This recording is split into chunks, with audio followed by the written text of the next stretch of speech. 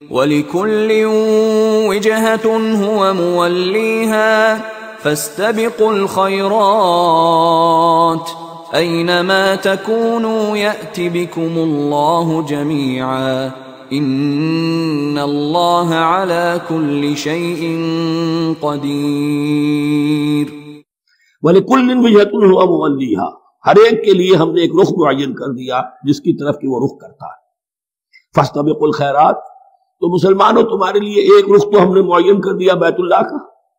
ایک باطنی رخ کیا ہے؟ نیکیوں میں ایک دوسرے سے آگے بڑھنے کی کوشش کرو۔